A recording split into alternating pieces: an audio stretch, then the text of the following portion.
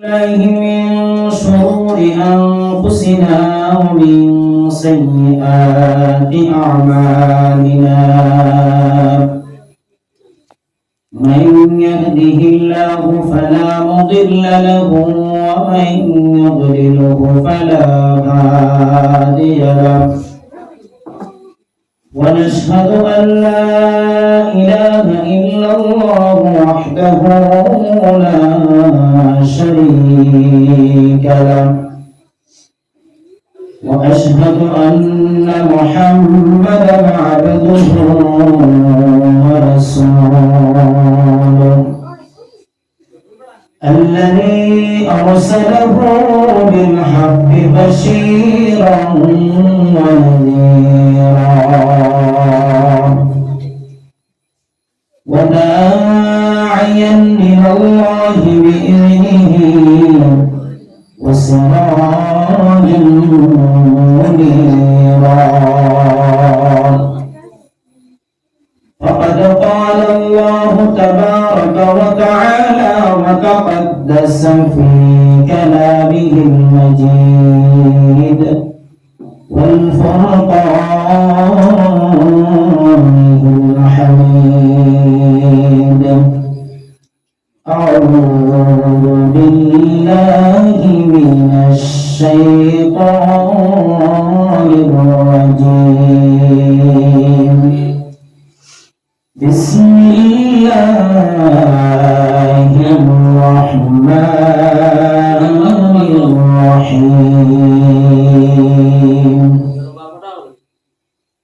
وما أرسلناك إلا رحمة للعالمين قال النبي صلى الله عليه وسلم أو قال عليه الصلاة والسلام غوث اعظم بمن بسر مدد قبلہ دی مدد کعبہ امام مدد یا صاحب الجمال ویا سید البشر من وجهك المنير لقد نور القمر لا يمكن الثناء كما كان حقه بعد از خدا بزرگ این قصه مختصر اللهم صل على سيدنا مولانا محمد وعلى آله سيدنا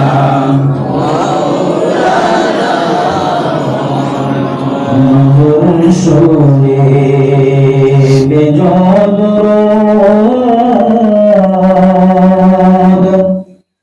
ওহে নবীর আশিকান দুরুদেতে আল্লাহ রাজি খুশি নবী দো জাহান اللهم صل على سيدنا مولانا محمد وعلى آله سيدنا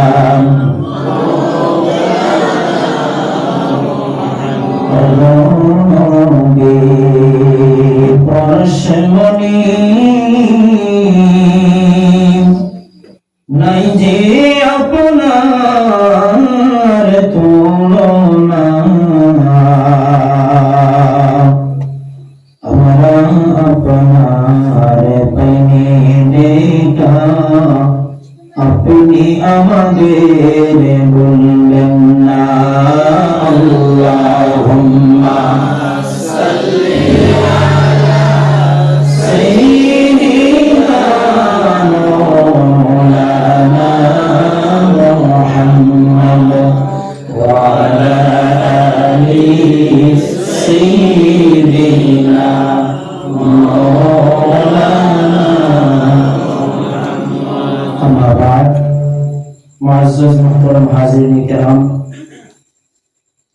আল্লাহ সুবহানাহু ওয়া তাআলা অশেষ মেহেরবানিতে আজকের এই মাদ্রাসায় আয়োজিত পবিত্র ঈদে মিলাদুন নবী সাল্লাল্লাহু আলাইহি ওয়াসাল্লাম আজিমুশ শান মাহফিলের আয়োজন করা হয়েছে। যে মাহফিলে আপনারা শ্রোতা হিসাবে আল্লাহ রাব্বুল আলামিন আমাদেরকে বাড়ি থেকে ঘর থেকে সুস্থভাবে ওনার হাবিবের মজলিসে আসার মতো তৌফিক দিয়েছেন। আমরা একবার শুকরিয়া আদায় করি আলহামদুলিল্লাহ। আলহামদুলিল্লাহ। আল্লাহ রাব্বুল আলামিনের যদি মায়া না হতো, দয়া না হতো, তাহলে এমন সময় মানুষ বিশ্রামের জায়গা খুঁজে, মানুষ বাজার হাটে থাকলে বাড়ির দিকে রওনা হয়ে যায়। কিন্তু আল্লাহ রাব্বুল আলামিনের কি দয়া, কি মায়া, এই মাহফিল আজিমুশ শান পবিত্র ঈদে মিলাদুন নবী সাল্লাল্লাহু আলাইহি ওয়াসাল্লামের মাহফিল শুনে আপনারা ঘর থেকে নিজের ব্যস্ততাকে দূর করে রেখে আল্লাহ রাব্বুল আলামিনের হাবিবের মাহফিলকে সাজানোর জন্য আপনারা তাশরীফ নিয়ে এনেছেন। রব্বুল আলামিনের দরবারে শুকরিয়া আদায় করি। সঙ্গে সঙ্গে আমরা এভাবে শুকরিয়া আদায় করি যে আমাদেরকে রব্বুল আলামিন তার হাবিবের উম্মত হিসেবে জমিনে দিয়েছেন। আমরা একবার শুকরিয়া আদায় করি আলহামদুলিল্লাহ। এই হাবিবের ব্যাপারে আল্লাহ রাব্বুল আলামিনের ফরমান কি? আজকের যে মাহফিল, কি জন্য মাহফিল, বিশেষ কিছু কথা আমি আপনাদের কাছে বলবো। আল্লাহ রাব্বুল আলামিন কোরআনুল কারীমের মধ্যে বলেন, আউযু বিল্লাহি মিনাশ শাইতানির রাজীম, বিসমিল্লাহির রাহমানির রাহিম, وما أرسلناك إلا رحمة للعالمين। হে দুনিয়াবাসী, আমার নবীকে আমি রব্বুল আলামিন দুনিয়াবাসীর জন্য, শুধু মুসলিম জাতির জন্য নয়, এক জাতি মুসলিম জাতির জন্য আমার নবীকে আমি জমিনের মধ্যে প্রেরণ করি নাই। আমি দুনিয়ার সমস্ত মানুষদেরকে দেখে বলছি, সমস্ত 18,000 মাখলুকাতের জন্য আমি আমার হাবিবকে রহমত স্বরূপ জমিনে প্রবেশ করাইলাম। সুবহানাল্লাহ। এখন কথা হলো, নবী এর আগে কোথায় ছিল? মানুষের দৈনিক জিন্দেগি যদি দেখেন, এক জায়গার মধ্যে মানুষ কোন সময় স্থিরিত নয়, এক জায়গার মধ্যে মানুষ কোন সময় থাকবে না। যদি আপনি দেখেন তাহলে মানুষের শুরুয়াত হয় ওই জগৎ থেকে। আল্লাহ রাব্বুল আলামিনের হাবিবকে একদিন সাহাবায়ে কেরামদেরকে সম্মুখে বসা অবস্থায় কিছু সংখ্যক মানুষ আল্লাহর হাবিব সাল্লাল্লাহু আলাইহি ওয়াসাল্লামকে এসে বলল, ইয়া রাসূলুল্লাহ, ইয়া হাবিবাল্লাহ, রূহটা কি জিনিস আপনি বয়ান করেন, রূহটা কি? আল্লাহ রাব্বুল আলামিন বলেন, কুলির রূহু মিন আমরি রাব্বি ওয়া মা উতীতুম মিনাল ইলমি ইল্লা কালিলা।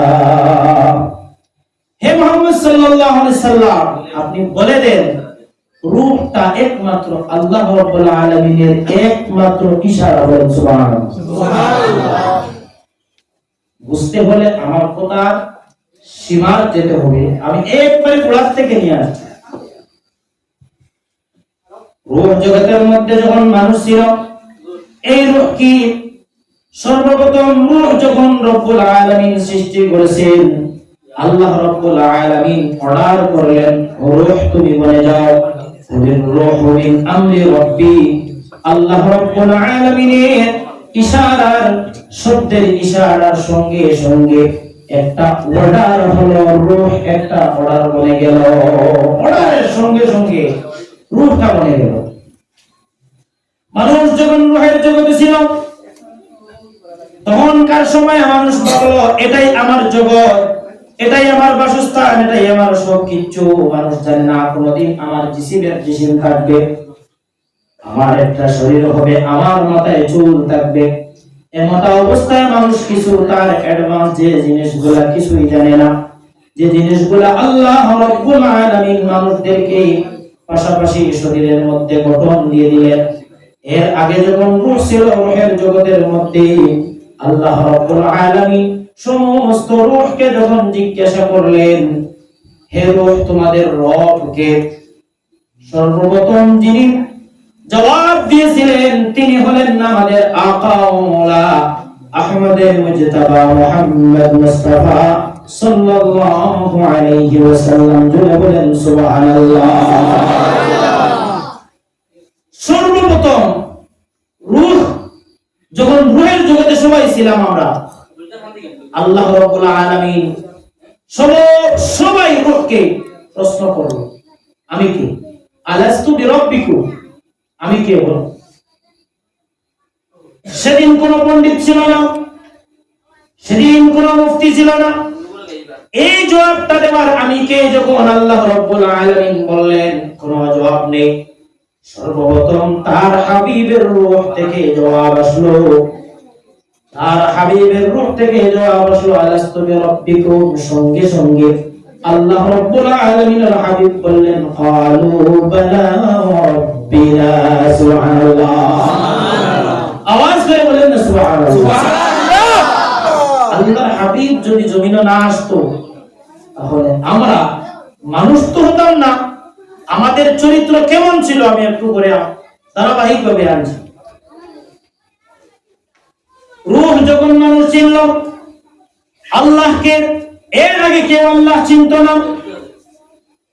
রূহ যখন জবাব দিয়ে দিল, সর্বপ্রথম আল্লাহর হাবিবের রূহ যখন জবাব দিল, দেওয়ার সঙ্গে সঙ্গে সমস্ত রূহ এক বাক্যে জবাব দিল, হ্যাঁ আপনি আমাদের রব। এক কথায় বলল।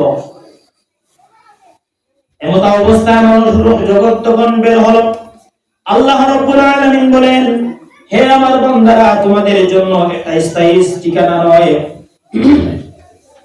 তোমাদের জন্য স্থায়ী ঠিকানা হচ্ছে আবার তোমরা সামনে এগোতে হবে। সামনে এগিয়ে কি হবে? আল্লাহ রাব্বুল আলামিন বলেন, তোমরা যেতে হবে মায়ের রেহেমের মধ্যে। তোমাদের জন্য এই জায়গা আমি স্থির করে রাখি নাই। তোমরা যখন মায়ের রেহেমে যাবে, বাচ্চা যখন মায়ের রেহেমে যখন আসলো, আসার পরে পেটের মধ্যে যখন বাচ্চা যখন রয়ে গেল, রোয়ার সঙ্গে সঙ্গে বাচ্চার মনে আসলো এটাই আমার জগৎ, এটাই আমার জন্য সবকিছু, আর কোনদিন এই জগৎ থেকে আমি বের হব না।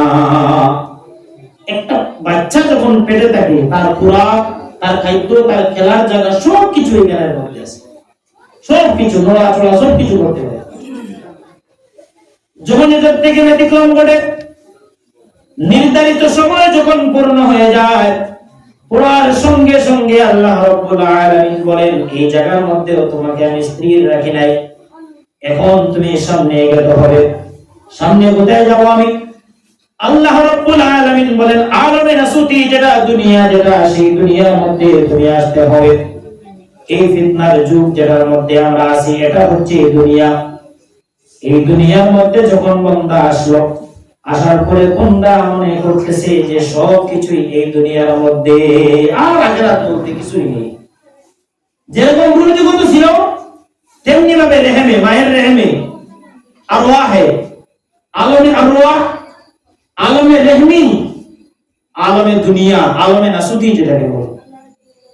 মানুষ দুনিয়ার মধ্যে যখন বেগুর হয়ে যায়, দুনিয়ার প্রেমে মানুষ যখন ডুবো হয়ে যায়, তখন মানুষ কবরের কথা, আখিরাতের কথা মানুষ ভুলে যায়। আল্লাহ রাব্বুল আলামিন বলেন, বান্দা, বান্দি, তোমার জন্য এটা শেষ ঠিকানা নয়, তুমি সামনে এগোতে হবে। কোথায় যাবো আল্লাহ? আল্লাহ রাব্বুল আলামিন বলেন তুমি যেতে হবে কবরের মধ্যে, বলেন না সুবহানাল্লাহ। কারণ আমাদের রূহ থেকে শুরু করে নিয়ে একটা জগৎ পরে একটা জগতে যেতে হবে। এটা বিশ্বাস যদি না রাখেন, যদি কোনো মানুষের রায় পরিমাণ যদি এই কথার উপর অবিশ্বাস হয়ে যায়, সঙ্গে সঙ্গে মানুষ দায়রা ঈমান থেকে বের হয়ে যাবে। মানুষ যখন দুনিয়ার প্রেমে বেঘুর হয়ে যায়, আল্লাহ রাব্বুল আলামিন সালাম ফরাইয়া দেন, বান্দা তোমার জন্য এটা শেষ ঠিকানা নয়, তোমার সামনে যেতে হবে। সামনে কি আলমে বারজাখ, আলমে কবর যেটাকে বলে, কবরের জগতে তুমি সামনে এগোতে হবে। মানুষ কবরে কতদিন থাকবে? রাসূলুল্লাহ সাল্লাল্লাহু আলাইহি ওয়াসাল্লাম বলেন, দুনিয়ার শেষ মানুষ যেদিন কবরে যাবে, যাওয়ার পরে একাকিত্ব অবস্থায় সেই মানুষ কতদিন কবরে থাকবে? একাধারে 40 লক্ষ বছর থাকতে হবে কবরের মধ্যে। 40 লক্ষ বছর দুনিয়া খালি থাকবে, কিয়ামত হবে না। আমরা জানি যেদিন মানুষ শেষ সেদিন কিয়ামত না। রাসূলুল্লাহ সাল্লাল্লাহু আলাইহি সাল্লাম বলেন, এই দুনিয়াটাকে এমন ভাবে রব্বুল আলামিন সাজিয়েছেন, সেই দুনিয়াটাকে আবার ফ্রি ভাবে আবার মুক্ত করে ছেড়ে দিবেন। কত বছর সারবেন? আমরা অনেক সময় আমাদের মনে হয় যদি সুইসাইড করতে পারতাম, কিংবা তো যদি আমি ফাঁস লেগে কিংবা তো আমি বিষ খেয়ে যদি আত্মহত্যা করতাম, তাহলে হয়তো আমার জানটার মধ্যে একটু শান্তি পেতাম। এটা হয় অনেকের মধ্যে, যে দুনিয়ার থেকে যদি আল্লাহ উঠাই নিতেন তাহলে হয়তো অনেক শান্তি পেতাম। না না, এই দুনিয়া বহুত আরামের জায়গা, আপনার কামাইয়ের জায়গা, আপনার বাজারের জায়গা, সব কিছু এখান থেকে আপনি নিতে পারবেন। যেদিন থেকে আপনি কবরবাসী হয়ে যাবেন, সেই দিন আপনি বুঝবেন দুনিয়াটা কি ছিল। আজকে দেখেন একটা জিনিস চিন্তা করে, অনেক সময় মানুষ ব্যর্থ হয়ে বলে এই দুনিয়ায় কি জন্য আসলাম, যদি না আসতাম তাহলে এই সমস্ত জিনিস দেখতে হতো না। এগুলো হয়। মায়ের রেহেমে যদি মরে যেতাম তাহলে অনেক ভালো ছিল, কিন্তু এই দুনিয়ার ঝামেলায় পড়ে আমরা শেষ হয়ে গেলাম। কিন্তু আমার মানুষ বলে আমি যদি মরে যেতাম তাহলে হয়তো আমার জানটা শান্তি পেত, কিন্তু না, মানুষ মারা যাওয়ার পরে মানুষের কি শান্তি পাওয়া শুরু হয়ে যায়? বলে না, কোনো অবস্থায় না। মানুষ কবরে যতদিন থাকবে তার দুনিয়ার যে কষ্ট, যেটা সাজা যেটা আছে সেটা বহন করতে লাগবে। মানুষ কবর থেকে যেদিন হাসরে উঠবে, কতদিন থাকবে? দুনিয়ার 50,000 বছরে একদিন থাকবে হাসরের ময়দান। আমরা তো বলি এগুলা এমনি এমনি চলে যাবো, আমরা নামাজ না পড়লে কি হয়? আমার আকীদা ঠিক আছে, নামাজ না পড়লে আকীদা ঠিক আছে। আল্লাহ রাব্বুল আলামিন কোরআনুল কারীমের মধ্যে বলেন, মিনহা খালাকনাকুম ওয়া ফিহা নুঈদুকুম ওয়া মিনহা নুখরিজুকুম তারাতান উখরা। বান্দা, আমি তোমাকে মাটির থেকে সৃষ্টি করলাম, আবার তুমি মাটির মধ্যে আসলাম, আবার তোমাকে এই মাটির থেকে উঠানো হবে কোন দিন? সেই দিন তারাতান উখরা, আখিরাতের ময়দানে তোমাকে উঠানো হবে। এখন চিন্তা করেন, যদি আমার এক জায়গায় যদি আমি স্থির হতে না পারি তাহলে আমার কি দশা, আমার কি গতি হতে পারে? আমি কবরে যাওয়ার পরে কি জবাব দেওয়া লাগবে? আজকের ওয়াজগুলো এই, আমি দুনিয়ায় কি করলাম? আমি আমার নবীকে মানলাম নাকি আল্লাহকে মানলাম? আর যে বলল যার কথা শুনলাম নাকি আল্লাহ রাব্বুল আলামিনের কথা শুনলাম? এই বিষয়ের উপরে আমি ভূমিকাতে এতগুলা কথা বললাম। এই যে কথাগুলা বললাম আমি ভূমিকাতে ছিলাম এত, কারণ আলোচনা শোনার মতো, আলোচনা শুনতে হলে আপনার মেন্টালিটি লাগবে। আপনি কোথায় ছিলেন আপনি জানতে লাগবে। একজন মানুষ, সে গরিব ছিল, ভিক্ষা করে যেত, হঠাৎ বড় লোক হয়ে গেল। সে কিন্তু তার জায়গা যদি ভুলে যায়, নদীর ওপার ভাঙ্গে ওপার গড়ে, এই তো নদীর খেলা, সকাল বেলার ধনীর দুই ফকির সন্ধ্যা বেলা। মানুষ দুনিয়া থেকে হবে স্বাভাবিক, কিন্তু আপনার স্থান বলতে পারবেন না। যারাই দুনিয়ার মধ্যে তার জায়গা ভুলে গেছে, তাদের দৃষ্টান্তমূলক শাস্তি আল্লাহ রাব্বুল আলামিন দুনিয়ার মধ্যে রেখে দিয়েছে। আপনারা যদি দেখেন কওমে সাদ, কওমে লূত, এই যে বনু কবিলা যারা ছিল, তাদের যদি হিস্ট্রি পড়েন দেখবেন এত গুনার মধ্যে লিপ্ত ছিল। আল্লাহ রাব্বুল আলামিনের এত নাফরমানি জমিনের মধ্যে করেছিল, আল্লাহ রাব্বুল আলামিন বরদাস্ত করতে পারেন নাই। আল্লাহ রাব্বুল আলামিন সেই কওমকে ধ্বংস করে দিয়েছিলেন। আর দুনিয়ার মানুষের জন্য সেই কওমকে ধ্বংস করার পরও সেই কওমকে দুনিয়ার মানুষের জন্য আইডিওলজি বানিয়ে দিলেন। এদের মতো যদি তোমরা হয়ে যাও তাহলে তোমাদের পরিণতি কিন্তু এমন হতে হবে। এর জন্য আমাদের স্থান যেটা, আমাদের যে জায়গা যেটা আমরা বুঝতে হবে, আমি কি, আমার পরিচয়টা কি, আমি জগতে কি ছিলাম। আজ থেকে 50 বছর আগে, 100 বছর আগে আমি ছিলাম না, এই দুনিয়ার কে ছিল? আজ থেকে 50 বছর পরে এই দুনিয়াতে আমি থাকবো না, কে থাকবে? চিন্তা করেন না। এই দুনিয়ার জন্য মানুষ ভাইয়ে ভাই মেরে ফেলে, মায়ের গলায় ছুরি দিয়ে দেয়, বাবার গলায় পেটের মধ্যে চাকু ঢুকিয়ে দেয়। কারণ কি? দুনিয়ার জন্য, আখিরাতের জন্য। আমার যদি পরিচয় আমি বের করে নেই, আমি কি ছিলাম, আমার পরিচয়টা কি, আল্লাহ রাব্বুল আলামিন কোরআনুল কারীমের মধ্যে আমার পরিচয়টা একটা একটা করে তুলে ধরে দিয়েছেন। আর দুনিয়ার মধ্যে সর্বশ্রেষ্ঠ যে মানব জাতির জন্য আল্লাহ রাব্বুল আলামিন উপহার স্বরূপ প্রেরণ করলেন। এর কারণ জন্তু জানোয়ারের জন্য কিন্তু কোনো উপহার দেন নাই, কারণ তাদের গুনাহ নেই, তারা দুষ বুঝে না, গুণ বুঝে না। একটা কথা আছে গ্রামের ভাষায়, যে বুঝলো সে মরলো।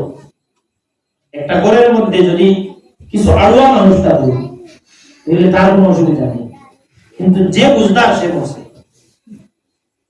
বলে না?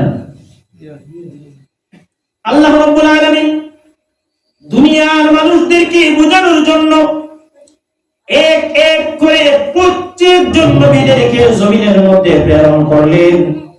কিন্তু এই কথা বোঝানোর জন্য লা ইলাহা ইল্লাল্লাহ শব্দ বোঝানোর জন্য প্রত্যেকজন নবী নিজ নিজ কলমা জমিনের মধ্যে প্রবেশ করাইছিলেন উম্মতদের কাছে। আমার কলিমাটাকে তুমি কবুল করে নাও, এটাই নাজাত প্রাপ্ত, এটাই নাজাতের রাস্তা। দুনিয়ার মানুষের পরিণতি কি ছিল? আজকে যারা বলে এই দুনিয়া আমাদের, এই মুলক আমাদের, এটা আমাদের বাবার মুলক, হযরত আদম আলাইহিস সালাতু ওয়াস সালামের মাটি। এই মাটি আমার নবী যদি না হতো, আল্লাহ রাব্বুল আলামিনের হাবিবকে সাহাবায়ে কেরামগণ জিজ্ঞাসা করলেন, ইয়া রাসূলুল্লাহ, ইয়া হাবিবাল্লাহ, আল্লাহ রাব্বুল আলামিন আপনাকে কখন সৃষ্টি করেছেন? আল্লাহ রাব্বুল আলামিনের হাবিব বললেন, আউয়ালু মা খালাকাল্লাহু নূরি, সর্বপ্রথম আমার আল্লাহ তোমার নবীর নূরকে সৃষ্টি করে দিয়েছেন। বলেন সুবহানাল্লাহ। সাহাবায়ে কেরাম এত চালাক ছিলেন, এত সমঝদার ছিলেন, যখন হাদিসের কিতাব পড়া হয় তখন আন্দাজা আসে যে সাহাবায়ে কেরামগণের আন্দাজা দেখলে বোঝা যায় এরা মাথার মধ্যে কি যে ছিল। রাসূলুল্লাহ সাল্লাল্লাহু আলাইহি ওয়াসাল্লামের সামনে বসা এমন ছোট ছোট এক একটা সওয়াল করতেন, যে সওয়ালগুলো দুনিয়ার থেকে বাড়ি হয়ে যেত। বলেন সুবহানাল্লাহ। প্রমাণ স্বরূপ দেব, এমন একটি সওয়াল, আল্লাহ রাব্বুল আলামিন আপনাকে কখন সৃষ্টি করলেন? জমিনের মধ্যে আল্লাহর হাবিব যতদিন ছিলেন একদিন কি কেউ প্রমাণ করতে পারবে? সাহাবায়ে কেরামগণ আল্লাহর হাবিবকে প্রশ্ন করলেন, আর আল্লাহর হাবিব জবাব দেন নাই, এমন কোন দিন নাই। আল্লাহর হাবিবকে যে যে প্রশ্ন করেছেন সঙ্গে সঙ্গে আল্লাহর হাবিব কোন সময় নিজে কর্ম করে দেখিয়ে দিয়েছেন, অন্যত্র কোন সময় নিজে মুখ জবান মোবারক থেকে বের করে দিয়েছেন, হাদিস হয়ে গেল। এই যে সিস্টেম, যেটা আল্লাহর হাবিবের জবানের এত দাম কেন? আমি ভুলে যাচ্ছি। আল্লাহর হাবিবের পরিচয়টা তো জানতে হবে, তিনি কে, তিনার এত দাম কেন পৃথিবীতে। যার নাম জমিনের মধ্যে মোহাম্মদ, আসমানের মধ্যে যার নাম হচ্ছে আহমদ। দুনিয়ার একটা রীতি আছে, একটা নীতি আছে। দুনিয়ার মধ্যে মানুষ কখন দুনিয়ার মধ্যে ভূমিষ্ঠ হবে, মায়ের গর্ভ থেকে দুনিয়ায় আসবে, কোন মানুষ কিন্তু নির্ধারণ করতে পারে না কোন সময় আসবে। আজকে নির্ধারণ হয়, যেমন সিজার করে, কোন সময় রাত্রে সিজার করে, কোন সময় দিনে সিজার করে। কিন্তু অটোমেটিক যেটা নরমাল ডেলিভারি যেটাকে বলে, এটার কোনো নির্দিষ্ট টাইম কেউ বলতে পারছে না। কখন ব্যথা উঠবে, কখন হবে সন্তান, দিনে নাকি রাতে। কিন্তু আল্লাহ রাব্বুল আলামিনের হাবিবের ক্ষেত্রে দেখেন, আল্লাহর হাবিব কখন জমিনে আসলেন? মিলাদুন নবী তো আমি আরম্ভ করছি। আল্লাহর হাবিব কখন জমিনে আসলেন?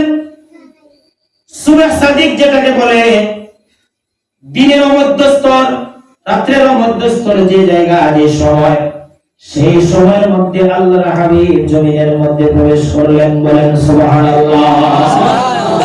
কারণ আল্লাহ রাব্বুল আলামিনের কাছে দিন ফরিয়াদ করবে, আল্লাহ রাত্রের মধ্যে দিয়ে দিলেন আপনার হাবিবকে, আমি তো পাই না। রাত্রি ফরিয়াদ করবে, দিনের মধ্যে দিয়ে দিলেন, আমি তো পাই না। এখন ডিভাইড হবে, চন্দ্র কিবা তো সূর্য। সূর্য বলবে আমার টাইমে তো দেন নাই, আপনি দিয়ে দিলেন চন্দ্রের টাইমে। কারণ আমাদের জন্য, মানুষের জন্য এত খাস না, কারণ আমরা বুঝি না। কিন্তু চন্দ্র জানে, সূর্য জানে, লৌহ জানে, কলম জানে, আসমান জানে, জমিন জানে হাবিবের মার্তাবা। বলেন সুবহানাল্লাহ। সুবহানাল্লাহ।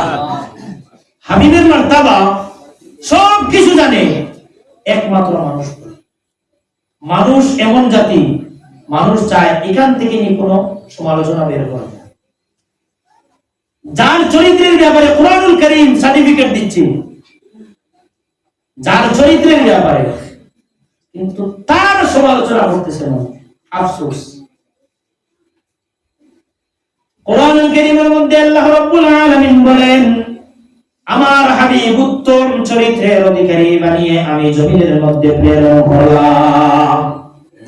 উত্তম চরিত্রের অধিকারী কে?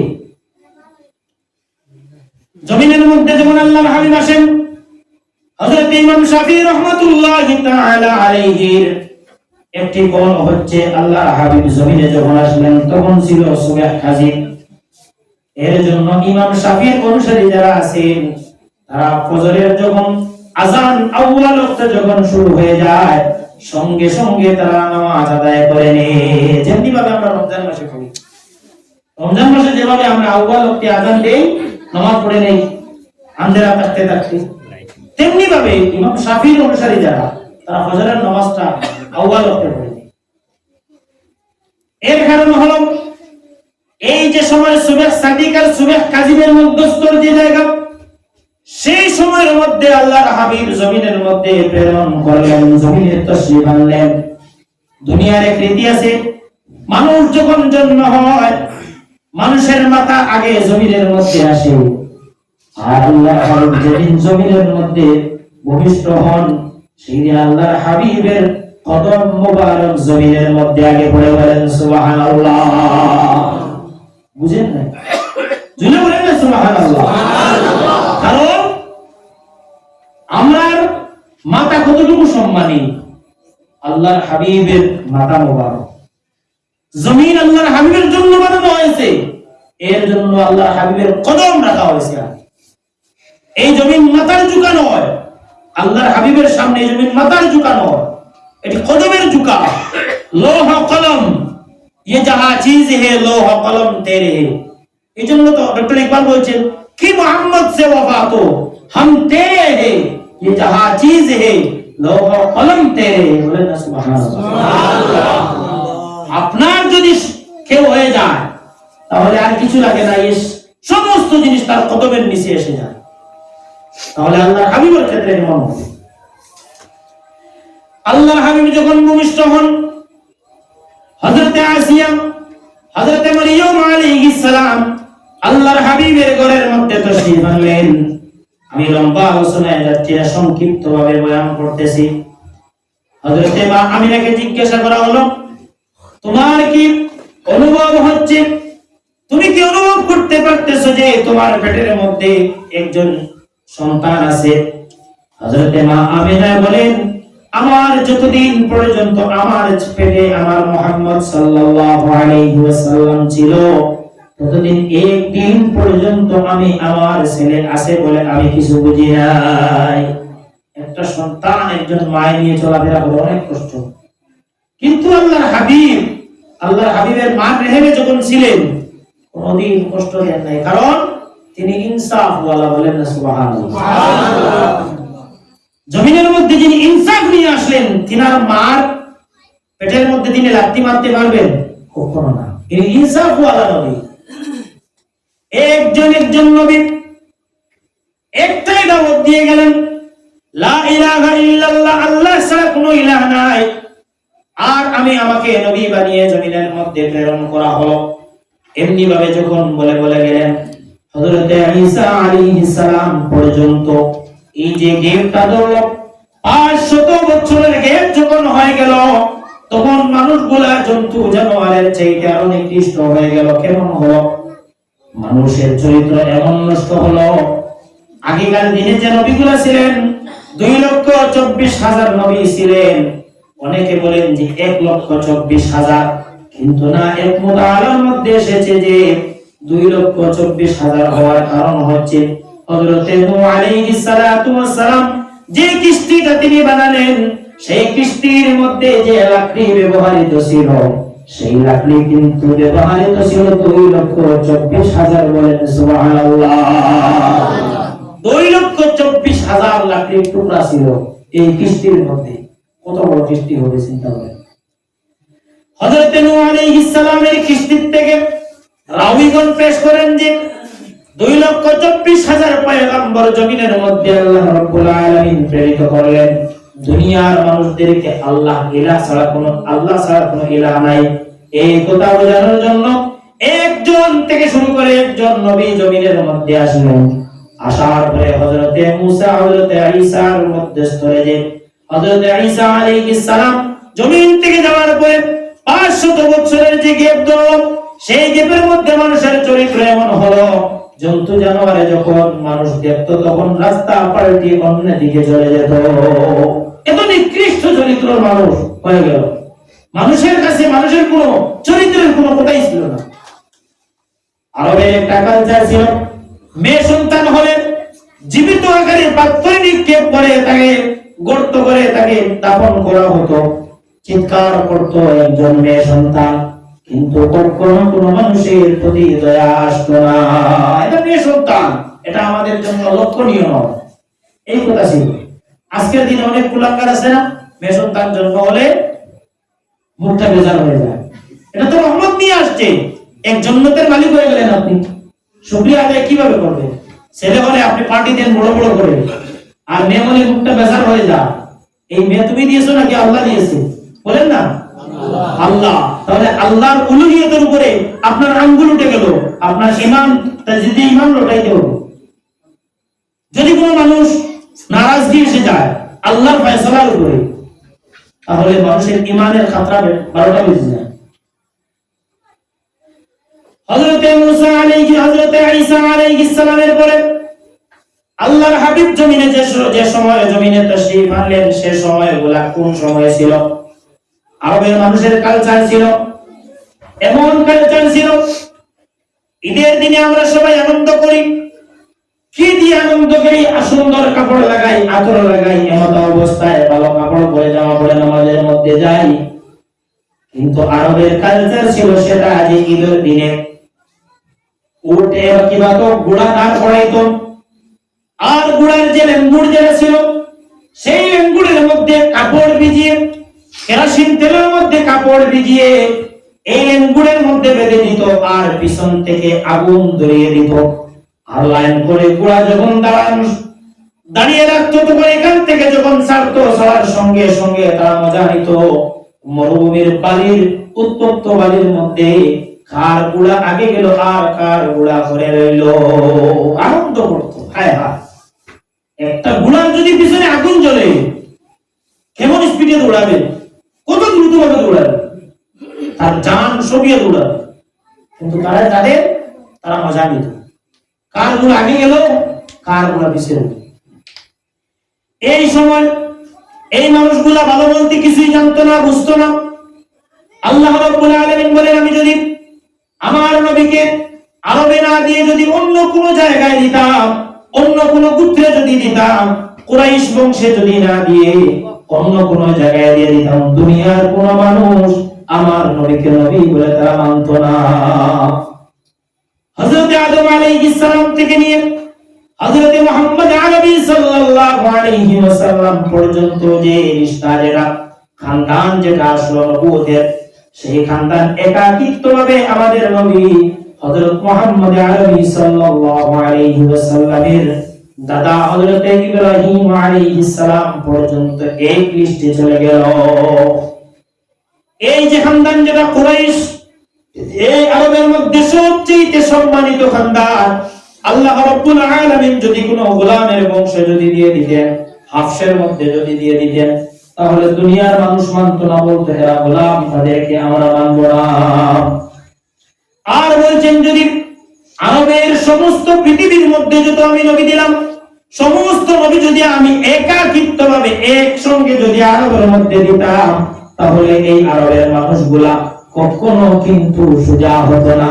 কোরআনুল কারীম সাক্ষী, আল্লাহ রাব্বুল আলামিন বলেন, আল্লাহু আশাদ্দু কুফরান ওয়া নিফাকা, আরবরাই সবচেয়ে বড় কাফির ও মুরতাদ, এরাই সবচেয়ে বড় কাফির। আল্লাহ আশাদ্দু কুফরান ওয়া নিফাকা, এরাই সবচেয়ে নষ্ট জাতি। আমি বলছি না, আল্লাহ বলছে। এখন খারাপ না, তখন খারাপ। আরবরাই ব্যাংকের মধ্যে আসছে, যদি একজন নয় 2,24,000 পয়গম্বরকে যদি একসঙ্গে যদি আরবের মানুষের কাছে প্রেরণ করা হতো, কিন্তু এই আরবের মানুষগুলা কখনো সোজা হতো না। আমাদের নবী কি নিয়ে আসলেন? আমি মিলাদুন নবীর আলোচনাই করব, একটু কথা যার এই দিক থেকে শিখি, কিন্তু এই গণ্ডির ভিতরে এর কারণ হলো প্রত্যেকজন নবী এক একটা দ্বারা নিয়ে উম্মতের জন্য কাজ করলেন।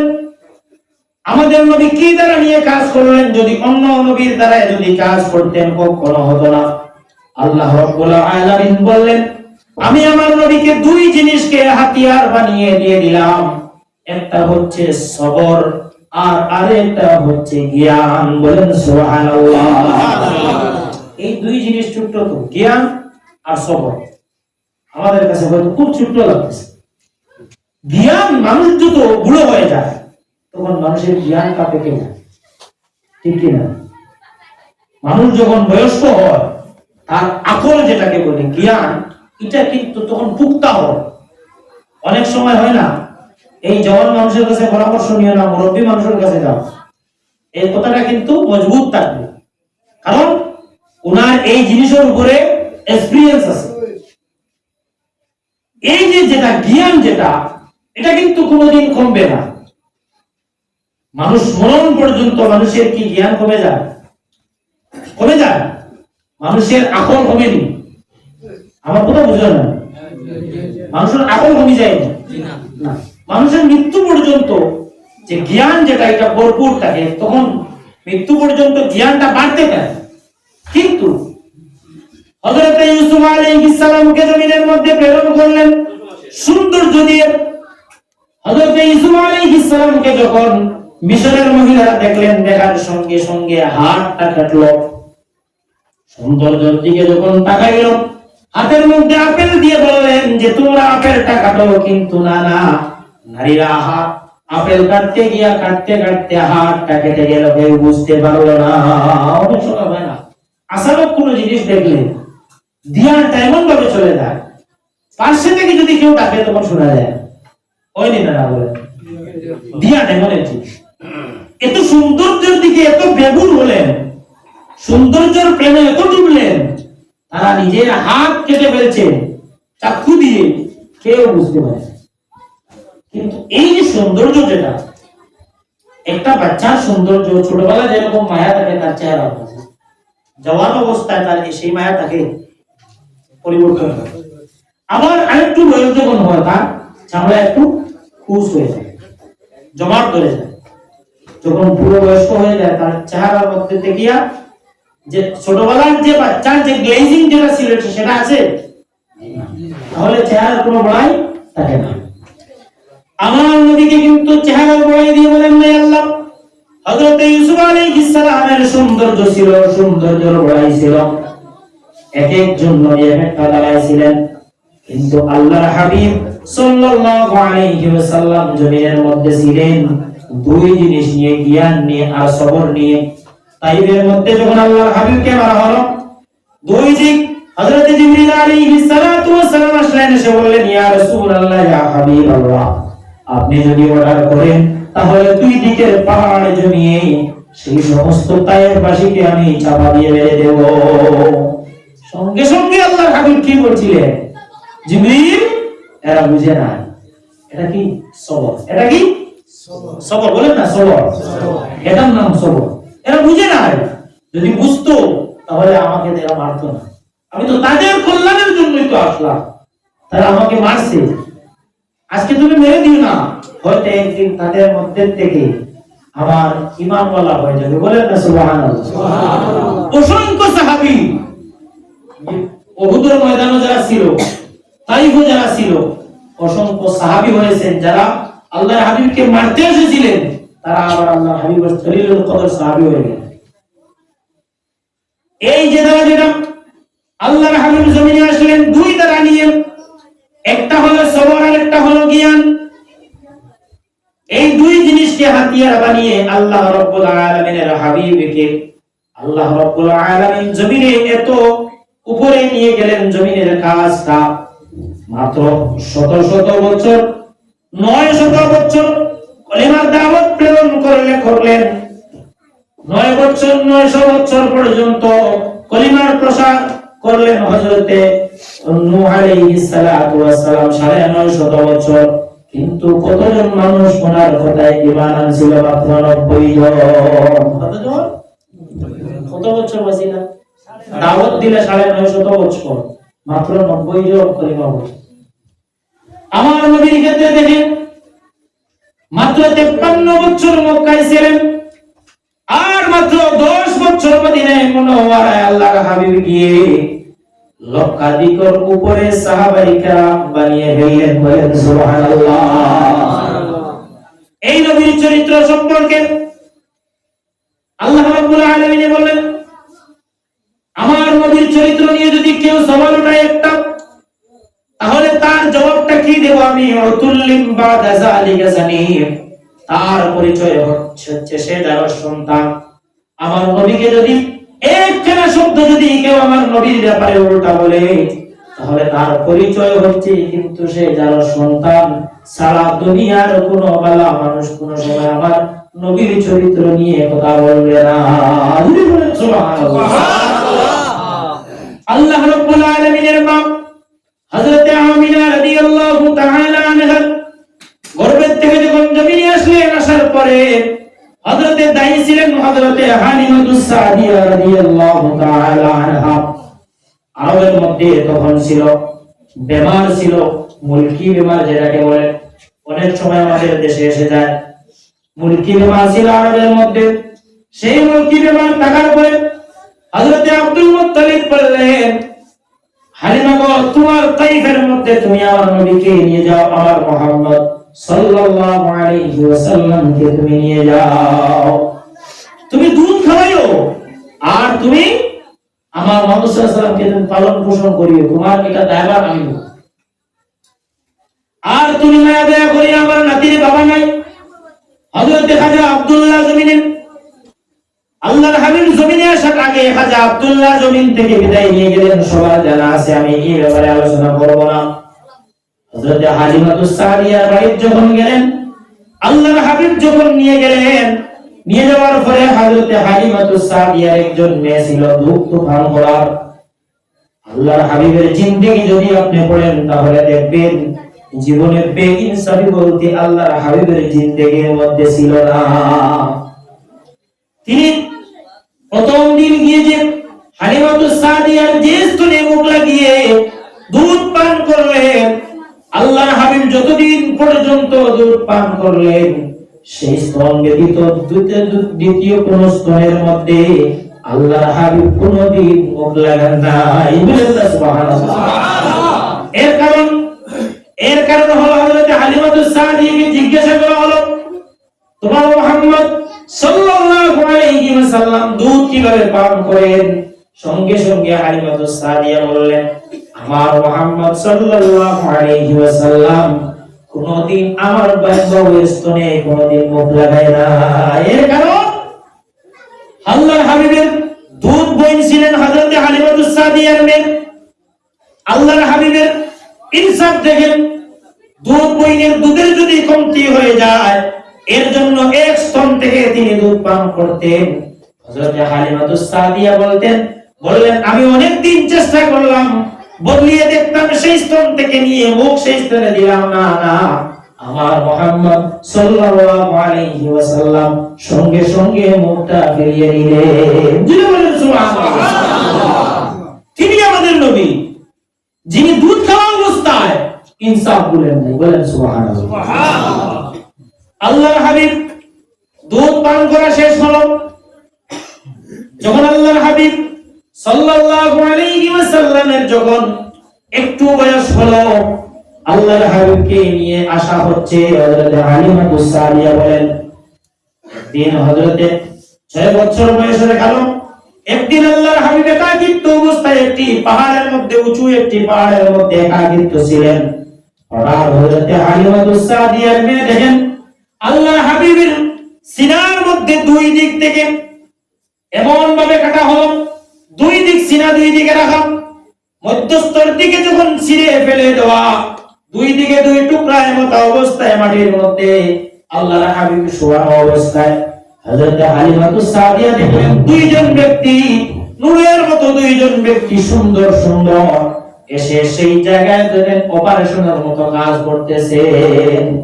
হালিমাতুস সাদিয়ার মেয়ে দৌড়ে দৌড়ে বাড়িতে গেলেন এবং দৌড়াই গেলেন, মা দেখো তো তোমার ছেলের অবস্থা, তোমার ছেলেকে দুইজন ব্যক্তি দেখলাম, সিনার থেকে দুই দিক থেকে দুই দিকে রাখলো, মধ্যস্থর থেকে কিছু যেন নিয়ে গেল আমি দেখলাম।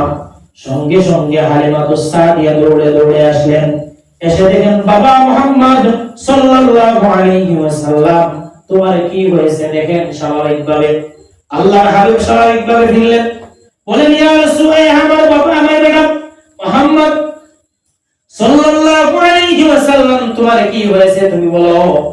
সঙ্গে সঙ্গে আল্লাহর হাবিব বললেন, না তো আমার কিছু হয় নাই। বলে মা গো, আমি আগে উপরের দিকে তাকালে আমি কি দেখতাম? মাত্র দেখতাম আসমানটা, এখন আমি উপরের দিকে যখন তাকাই তখন দেখি একটা নয় 7টা আসমান দেখি, 7টা আসমানের উপরে 70,000 নূরের পর্দা দেখি, আবার 70,000 নূরের পর্দার উপরে আল্লাহ রাব্বুল আলামিনের আরশে আজিম দেখি। এমতা অবস্থায় মানুষের তাকদীর যে কলম দ্বারা লেখা হয়, সেই তাকদীরের কলম পর্যন্ত আমার চোখে ধরে। বলেন সুবহানাল্লাহ। আর নিজ দিয়ে দেখলে কি দেখি? আমি মানুষ স্বাভাবিকভাবে আগে দেখলে আমি দেখতাম মাটি, কিন্তু না, আমি নিজ দিয়ে দেখলে দেখি মাটির নিচে আছে সাগর, আর সাগরের নিচে আছে আগ্নেয়গিরি জ্বালানো, আগুন জ্বালানো। সঙ্গে সঙ্গে আল্লাহর হাবিবের মা বললেন, বাবা কি বল? বলে হ্যাঁ মা, আমি যেটা বলছি এটাই সত্য। হযরত হালিমাতুস সাদিয়া বয়ান করেন, আমার নবী, আমার হাবিব, আমার ছেলে মুহাম্মদ সাল্লাল্লাহু আলাইহি ওয়াসাল্লাম 6 বছর বয়সের কালে আমি এই ঘটনাগুলি আমার ছেলের যখন শুনলাম, আমি বেবুর হয়ে গেলাম। যেদিন আমার ছেলেকে আমার বাড়িতে নিয়ে আসলাম, তাইফে তো অলক্ষণ জায়গা ছিল, এত অলক্ষণ জায়গা ছিল। মানুষের তাইফ সম্পর্কে যদি আপনি জানতে চান তাহলে ইতিহাস পড়বেন। তাইফের মধ্যে কিন্তু ফসল হতো না, তাইফের মধ্যে যে বকরিগুলা চড়াইতো তাদের কি ছিল? শরীরের মধ্যে কোনো গোশত ছিল না, শুধু হাড্ডি ছিল। যে দুম্বাগুলা ছিল, উটগুলা ছিল, সমস্ত শরীরে কোনো গোশত ছিল না। একটাই কারণ, তাইফ বড় অলক্ষণ জায়গা ছিল। এই তাইফের মধ্যে কোনো ফসল হতো না, কোনো সবজি হতো না, কিছুই হতো না। আল্লাহ রাব্বুল আলামিন ঈদে মিলাদুন নবী যেদিন আল্লাহর হাবিব জমিনের মধ্যে প্রেরণ করবেন, যে রাতের মধ্যে, সেই রাতের মধ্যে হযরতে জিবরিল আমিন আলাইহিস সালামকে আল্লাহ রাব্বুল আলামিন অর্ডার করলেন, হে আমার জিবরিল, আয় আল্লাহ রাব্বুল আলামিন লাব্বাইকি, আয় রাব্বুল আলামিন যখন জিবরিল বললেন, বলার সঙ্গে সঙ্গে বললেন, জিবরিল তুমি যাও নীল তাইফের মাটিগুলা, তোমার যে 70,000 ডাকনা আছে সেই ডাকনা দিয়ে তাইফের এক মোড় থেকে আরেক মোড় পর্যন্ত সেই মাটিগুলা তুমি এখান থেকে উঠিয়ে নাও, আর নীল দরিয়ার মাটির মোড় থেকে, নীল দরিয়ার মাটির থেকে মাটি এনে আবার ফ্রেশ মাটিগুলা এই তাইফের মধ্যে বরাদ্দ করে দাও। সেই তাইফের মাটি বরাদ্দ করার কারণ হলো এই তাইফের মাটিগুলা আবার তুমি নিয়ে নীল দরিয়ার মধ্যে ঢেলে দাও। হযরত জিবরিল বললেন, আয় রব্বুল আলামিন, এটা করার কারণ কি? আল্লাহ রাব্বুল আলামিন বলেন, আমার নবী যখন বছর প্রাপ্ত হবে, দুধ খাবার যখন বয়স হবে, আমার নবী জমিনে যাওয়ার পরে তাইফের মধ্যে পাঠানো হবে। আমার নবী যে মাটির মধ্যে প্রেরণ করবেন, যে মাটির মধ্যে আমার নবী তাশরীফ নেবেন, সেই মাটি যদি অলক্ষণ থাকে আমি রব্বুল আলামিন সেটা সহ্য করতে পারবো না। এর জন্য আমি মাটিটাকে পরিবর্তন করে দিলাম। এই থেকে কিয়ামত পর্যন্ত এই মাটির এত দাম, এত গুণ বেড়ে গেল। আপনি যদি দেখেন তাইফের মাটির মধ্যে যে পিয়াজগুলা সরানো হয়, ফসলগুলা হয়, সেই ফসলগুলার সাইজ কিন্তু অনেক বড় বড় হয়। কোনো পানি দিতে লাগে না, কোনো কিছু দিতে লাগে না, অটোমেটিক বড় হয়। হযরত হালিমাতুস সাদিয়া বলেন, আমার ছেলে মুহাম্মদ সাল্লাল্লাহু আলাইহি ওয়াসাল্লাম তাইফে আসার আগে আমার বকরি দুম্বার সুরতগুলা দেখার মতো ছিল না। দূর টানতে টানতে সারাদিন বের হতো না। কিন্তু আমার নবী যেদিন জমিনের মধ্যে প্রবিষ্ট হলেন, আর তাইফের মধ্যে যখন আনা হলো, আমার পরে কি হলো? আমার নবী যেদিন থেকে জমিনে প্রবিষ্ট হলেন, সেই দিন তাইফের মাটির রং পরিবর্তন হয়ে গেল। তাইফের যে আগের রাতে যখন দেখলাম যে উটটা হাড্ডিয়ার চামড়া যে উট ছিল, পরের দিন সকালে দেখি সেই উটটা তার শরীরের মধ্যে গোশতের পরিবর্তন হয়ে সুন্দর হয়ে গেল। বলেন সুবহানাল্লাহ। একটাই কারণ, আল্লাহ রাব্বুল আলামিন তার হাবিবের উসিলাতে সব কিছুকে সুন্দর করে দিয়েছেন। বলেন না সুবহানাল্লাহ। হযরত হালিমাতুস সাদিয়া বয়ান করেন, আমার নবী যখন একটা নয়, আমার নবী যতদিন আমার তাইফের মধ্যে ছিল, আমি কি দিয়ে চললাম, আমার পরিবার চালালাম। আমার স্বামী ছিল বেমারি অবস্থায় ছিলেন, কিন্তু রুজি রোজগার করতে পারতেন না। আমার নবী যেদিন জমিনে, আমার ছেলে যেদিন থেকে আমার তাইফে চলে আসলো, আমার কুলে চলে আসলো, সেদিন থেকে আমি আমার বকরির দুধ বিক্রি করতে করতে আমার সমস্ত সংসার সব কিছু চলে যায়। সুবহানাল্লাহ। এর কারণ আল্লাহর হাবিবের মিলাদের কারণে আল্লাহ রাব্বুল আলামিন সব কিছুকে পরিবর্তন করে দিলেন। বলেন না সুবহানাল্লাহ। আল্লাহর হাবিব যেদিন জমিনে ভূমিষ্ঠ হলেন, ওয়ানিল ইরবাস ইবনে সারিয়া রাদিয়াল্লাহু তাআলা আনহু আন্নাহু قال قال سمعت رسول الله صلى الله عليه وسلم لما تفسير الحديث। হযরত আনিল ইরবাস থেকে হাদিস বর্ণিত। হযরত ইরবাস বয়ান করেন, যেদিন আল্লাহর হাবিব জমিনের মধ্যে ভূমিষ্ঠ হলেন, সেই দিন আল্লাহর হাবিব আদারি অবস্থায়, কিংবা পুরাপুরি ভাবে বর্ষা ছিল না তখন, এমনি অবস্থায় আমি দেখলাম মক্কাতুল মুকাররমা থেকে শাম দেশের প্রাসাদগুলো আল্লাহর হাবিবের নূরের আলোকিতে উজ্জ্বল হয়ে গেল। বলেন সুবহানাল্লাহ। আল্লাহু তাকবীর, আল্লাহু আকবার, তাকবীর, আল্লাহু আকবার, রিসালাত, রাসূলুল্লাহ, রিসালাত, রাসূলুল্লাহ, মিলাদুন নবী, জিন্দাবাদ। হযরত হালিমাতুস সাদিয়া এমত অবস্থায় ইরবাস ইবনে সারিয়া রাদিয়াল্লাহু তাআলা আনহু বয়ান যখন করলেন, শুধু একাকিত্ব নয়, মক্কাতুল মুকাররমা হারাম শরীফ থেকে শাম দেশের উঁচু উঁচু প্রাসাদগুলো যখন উজ্জ্বল হলো, কি কারণে হলো? আল্লাহর হাবিব জমিনের মধ্যে প্রবিষ্ট হলেন, একাকিত্বভাবে এক এক করে আল্লাহর হাবিবের নূর যখন চমকাইল দুনিয়ার জমিনের মধ্যে, দুনিয়ার সমস্ত চেঞ্জ হয়ে গেল, দুনিয়ার মধ্যে ইনসাফ চলে আসলো। দুনিয়ার মানুষ কি বলল? একে আরবের মধ্যে আসলো, এমন একজন আসলো, আব্দুল মুত্তালিবের ছেলে আব্দুল্লাহর ঘরে একজন চলে আসলো, নাতি। এর নাতির সুবাদে আরবের মাটির সমস্ত রং পরিবর্তন হলো। আমরা জানি অনেকে আবু জেহেল রাসূলুল্লাহর চাচা, ওরকম জানি না, কিন্তু আবু জেহেল আসলি ভাবে বুখারী শরীফের হাদিস হলো আসলি চাচা হয়। গ্রামের একজন চাচা থাকেন তো দূরই কোনো জায়গায় গেছেন আপনি শিলচর গেলেন কিংবা তো করিমগঞ্জে গেলেন কি পাইলেন এই চাচার প্রতি অটোমেটিক একটা মায়া থাকে যায় আমার দেশের চাচা এমনি অবস্থায় আবু জেহেল আল্লাহর হাবিবের দেশের চাচা ছিলেন আর এখন কোন চাচা নেই একটা জিনিস জানা রাখবেন আল্লাহর হাবিবের খানদানে তো বেয়াদব কেউ নেই আল্লাহর হাবিবের খানদানে বেয়াদবের বংশ নেই আল্লাহর হাবিবের চাচা হযরত আব্বাস রাদিয়াল্লাহু তাআলা আনহু আল্লাহর হাবিবের চাচা হযরত হামজা হযরত একাধিকভাবে হযরত আলী ইবনে মুরতাদা আলী ইবনে আবি তালিব আল্লাহর হাবিবের চাচা অবস্থায় কিন্তু কোনদিন এত বেয়াদবি করেন নাই এত দুশমনি কুলাভাবে করেন নাই আল্লাহর হাবিবের চাচা আবু জেহেল কখনো না এটা আলী গরির চাচা এই সময় মানুষরা লাগাই দিয়েছে চাচা ওই এমনি কাজটা করো চাচা ওই এমনি কাজটা করো আজও তো চাচা না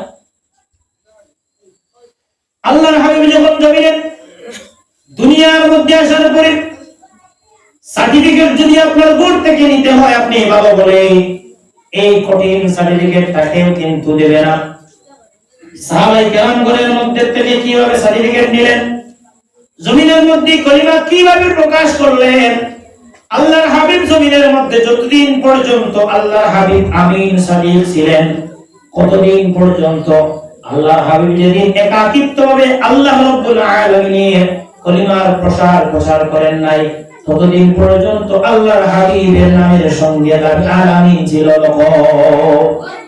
বিশ্বাসী ছিলেন তিনি যেই দিন কলিমার প্রসার শুরু হলো সেই দিন থেকে এই তো আমাদের বাপদাদার ধর্মের উপরে উঠে আমরা এই কথা মানব না এই তো মুখ ফিরিয়ে নিল এখন একটা পাঠ দৌড় এই পাঠের মধ্যে থেকে দেখেন বয়স হতে হতে আল্লাহর হাবিব যখন 25 বছরের জওয়ান ছিলেন হযরত খাদিজাতুল কুবরা রাদিয়াল্লাহু তাআলা আনহা ছিলেন 40 বছরের মহিলা দুনিয়ার মধ্যে একটা রসুল আছে একটা রসুল হলো প্রত্যেকজন স্বামী থেকে স্ত্রীর বয়স কম হতে হয় দেখা যায় মানুষের চয়েস সেরা কিন্তু আল্লাহর হাবিব সর্বপ্রথম যাকে বিবাহ করলেন তিনার বয়স হলো 40 বছর আর আল্লাহর হাবিবের বয়স ছিল 25 বছর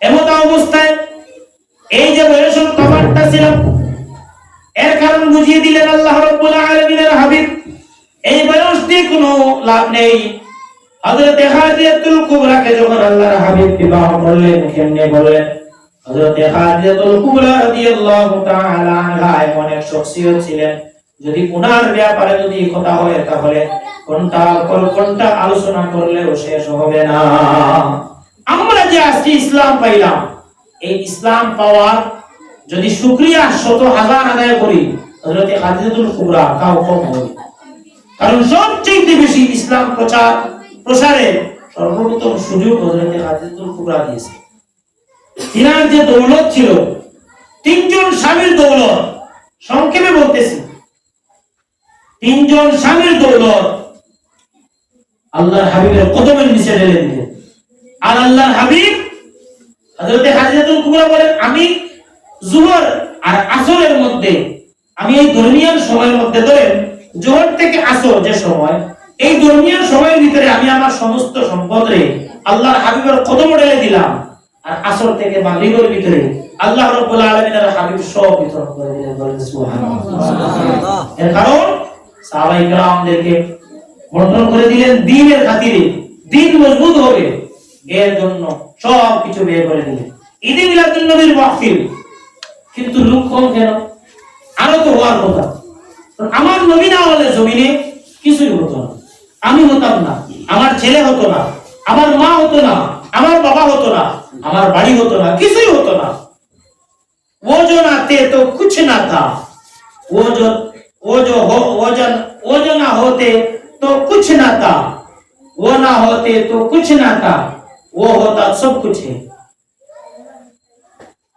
এই না হইলে কিছুই হতো না আলা হযরত আজিমুল বরকত আশ-শাহ ইমাম আহমদ রেজা খান ফাজিল বেরলভী রাদিয়াল্লাহু তাআলা আনহু একটা শেরের মধ্যে যদি আপনি শায়রের দিকে যদি লক্ষ্য করেন দেখবেন এক একটা শায়র এমন ভাবে তিনি লিখলেন হযরত খাদিজাতুল কুবরা রাদিয়াল্লাহু তাআলা আনহার শানে তিনি লিখলেন सय्यिमा पहलीमा कहफे अमनो अमा हक गुजारे रिफाकत पे लाखों सलाम सय्यिमा पहलीमा শব্দটা বুঝেন सय्यिमा पहलीमा सरदार মা তিনি সর্বপ্রথম মা তিনি पहलीमा सय्यिमा पहलीमा कहफे अमनो अमा আসহাবে কহফ যখন পাহাড়ের গুহায় যখন ঢুকেছিল শেরের দিকটা দেখেন কোন দিক থেকে কোন দিকে লাগিয়ে দিলেন আসহাবে কহফ যখন পাহাড়ের গুহায় যখন ঢুকে গেল আর এই জায়গা থেকে যখন বেরোনোর কোনো রাস্তা ছিল না আপনারা অনেক সময় সেই ঘটনা শুনছেন বুখারী শরীফের হাদিস আল্লাহর হাবিব বর্ণনা করেন তারা যখন তাদের সামনের থেকে যখন পাথরটা সরে গেল সরার পরে যে মনের মধ্যে দিলের মধ্যে যে সুকুন যেটা আসলো আমাদের তো উম্মিদ ছিল না আমরা কিছু সময় থাকলে মারা যেতাম কিন্তু আমরা যখন উম্মিদ পেলাম বাঁচার মতো এই বলছেন সাইয়্যিমা পেলিমা কাফে আমনো আমার নবী যখন হযরত খাদিজাতুল কুবরা রাদিয়াল্লাহু তাআলা আনহার কাছে যখন যেতেন তখন আসহাবে কহফ যখন এখান থেকে যখন শান্তিভাবে শ্বাস ফেলাইলেন বা বেরোনোর পরে তেমনি ভাবে আল্লাহর হাবিব খাদিজাতুল কুবরার কাছে যখন যাইতেন তখন তেমনি ভাবে শান্তির শ্বাস ফেলাইতেন বলেন সুবহানাল্লাহ সুবহানাল্লাহ বলেন না সয়্যিমা পেলিমা কাফে আমনো আমা হক গুজারে রিফাকত পেলা কো সালাম জিন্দেগি ভর সমস্ত জিনিস সত্যের উপরে চলার কারণে সমস্ত সম্পদ হযরত খাদিজাতুল কুবরা আল্লাহর হাবিবের কদমে ঢেলে দিলেন আমি যখন শুরুয়াত করার আগে দুইটা বাচ্চা একটা নাচের পড়ো सबसे आला हो वाला हमारा नबी सबसे बाला हो वाला हमारा नबी अपने मौला का प्यारा हमारा नबी दोनों आलम का दूल्हा हमारा नबी कहां से आला हजरत से इमाम अहमद रजा खान फाजिल देखें शायरेर अंदाज सबसे आला हो आला हमारा नबी আমার নবী সব চাইতে বালক থেকে বালক अपने मौला का प्यारा हमारा नबी আল্লাহ রাব্বুল আলামিনের সামনে আপনি দুনিয়ার সমস্ত সব জিনিসকে রাখেন আর আল্লাহ রাব্বুল আলামিনের হাবিবকে রাখেন আল্লাহর কাছে যদি সব চাইতে দামি কোন বস্তু হন তাহলে আমাদের আকা ও মওলা আহমদে মুজতাবা মুহাম্মদ মুস্তাফা সাল্লাল্লাহু আলাইহি ওয়াসাল্লাম ব্যতীত দুনিয়ার কোন মানুষ আর আল্লাহর কাছে নৈকট্য এমন ভাবে নাই এমন অবস্থায় দেখেন দুনিয়ার রীতি যেটা আল্লাহ রাব্বুল আলামিনের হাবিব জমিনের মধ্যে আসলেন যে আমরা মিলাদুন নবী মানাইতেছি এই মিলাদুন নবী মানানির কারণে আমরা শিরক থেকে বাঁচতেছি আমি প্রমাণ স্বরূপ দিয়ে দেব কেমনে শিরক থেকে বাঁচতেছি আল্লাহ রাব্বুল আলামিনের জন্ম আছে কি কিছু কথা বলবেন জন্ম আছে আল্লাহর জন্ম আছে মৃত্যু আছে আল্লাহকে কেউ সৃষ্টি করেছেন আল্লাহকে কেউ মারবেন তাহলে আল্লাহ খালিক আল্লাহ খালিক খালিক অর্থ সৃষ্টি করনেওয়ালা তাহলে ওনাকে কেউ সৃষ্টি করেন নাই আল্লাহ রাব্বুল আলামিনের হাবিবকে সৃষ্টি করা হয়েছে কেউ কি এখন পর্যন্ত বলতে পেরেছে যে আল্লাহর হাবিবকে সৃষ্টি করা হয়নি আল্লাহর হাবিবকে সৃষ্টি করা হয়েছে বানানো হয়েছে আল্লাহর হাবিব বলেছেন আউয়ালু মা খালাকাল্লাহু নূরি আমার নূরকে সর্বপ্রথম আল্লাহ রাব্বুল আলামিন সৃষ্টি করেছেন কার নূরকে আমার নূরকে এই নূরের সৃষ্টি কখন হলো আমি আবার ধারাবাহিকভাবে মিলাদুন নবীতে আসতেছি এই নূর কখন হলো একদিন হযরত জিবরিল আমিন আলাইহিস সালাতু ওয়াস সালামকে আল্লাহর হাবিব জিজ্ঞাসা করলেন ভাই জিবরিল তুমি তোমার বয়সের একটা অনুপাত করো চাই তোমার একটু বয়সের প্রকাশ করো তোমার বয়স কতটুকু হবে হযরত জিবরিল আমিন আলাইহিস সালাম বললেন, ইয়া রাসূলুল্লাহ, ইয়া হাবিবাল্লাহ, আমি আপনাকে বয়স কি হিসাব দেব? একটি হিসাব আমি আপনাকে দেই, আপনি মিলিয়ে নেবেন। বলে, ভাই জিবরিল, বলো তো তোমার কি হিসাব? হযরত জিবরিল বললেন, ইয়া রাসূলুল্লাহ, আমাকে যখন আল্লাহ রাব্বুল আলামিন সৃষ্টি করলেন, জিবরিল বানিয়ে যখন সৃষ্টি করলেন, করার সঙ্গে সঙ্গে আমি উপর দিকে তাকালাম, তাকানোর সঙ্গে সঙ্গে দেখলাম একটা তারকা। বলেন সুবহানাল্লাহ, বলেন না জোরে সুবহানাল্লাহ। মিলাদুন নবীর মাহফিলে আসছেন, জজবাত থাকলো। উপর দিকে যখন তাকালাম, একটি তারকা দেখলাম। আবার কতদিন পরে দেখলাম, আমি এমত অবস্থায় ৭০,০০০ বছর পরে আরেকবার দেখলাম, এমত অবস্থায় ৭২,০০০ বছর পর আমি দেখলাম। বলেন সুবহানাল্লাহ। এরপরে কি হলো? বলে, ইয়া রাসূলুল্লাহ, ইয়া হাবিবাল্লাহ, আমি আর এরপর থেকে আজ পর্যন্ত আর দেখি নাই। হযরত মুহাম্মদ আরবি সাল্লাল্লাহু আলাইহি ওয়াসাল্লাম মুস্কি হেসে দিয়ে বললেন, ভাই জিবরিল, তুমি তোমার বয়সের হিসাব দিলে নাকি? বলে, হ্যাঁ ইয়া রাসূলুল্লাহ। বলে, তাহলে তোমার সৃষ্টির পরে? বলে, ইয়া রাসূলুল্লাহ, আপনার বয়স কত হবে? বলে, আমার বয়স কত হবে এবং তুমি মিলিয়ে নাও। তোমাকে সৃষ্টি যখন করা হলো, তুমি যখন উপরের দিকে তাকালে, তোমার তাকানোর শক্তি তোমাকে খেয়ে নিয়েছে। এর কারণ আল্লাহ রাব্বুল আলামিন সাক্ষী করে রেখে দিয়েছেন তোমাকে, যাতে তুমি কবরের দিকে তাকাও আর তুমি সাক্ষী স্বরূপ জমিনের মধ্যে এসে দিয়ে যাও। বলে সুবহানাল্লাহ। উপরে যখন তুমি তাকালে, তখন দেখলে একটা তারকায় ঝিলমিল করতেছে, ঝিলমিল। বলে, হ্যাঁ ইয়া রাসূলুল্লাহ। বলে, তারকার পরিচয় কি তুমি জানো? বলে, না ইয়া রাসূলুল্লাহ, আমি কিচ্ছু জানি না। বলে, তোমাকে সৃষ্টি করার লক্ষ করোড় করোড় হাজার করোড় বছর আগে আমার তারকা বানিয়ে আল্লাহ রাব্বুল আলামিন আমাকে সৃষ্টি করে দিলেন। বলেন সুবহানাল্লাহ। এর কারণ সর্বপ্রথম খালিক থেকে মখলুক যিনি হলেন, তিনি মুহাম্মদ সাল্লাল্লাহু আলাইহি ওয়াসাল্লাম। বলেন সুবহানাল্লাহ। তার মানে তিনি আগে আবার তিনি পরে। শায়র বলতেছেন, তিনি আগে, তিনি আবার সর্বশ্রেষ্ঠ, সর্বশেষ, সর্বশ্রেষ্ঠ। কেমনে? আলা হযরত বলেন, আম্বিয়া সে করু আরজ। আমার সঙ্গে সঙ্গে পড়েন, সবসে আলা হো আলা নবী, সবসে আলা হো আলা हमारा नबी तो बोलते पारबेन। बोलें, सबसे औला हो आला हमारा नबी, सबसे आला हो आला हमारा नबी। शायर থেকে আমি ওয়াজ করব। खल्क़ से औलिया, औलिया से रसूल, खल्क़ से औलिया, औलिया से रसूल, रसूलों से आला हमारा नबी, सबसे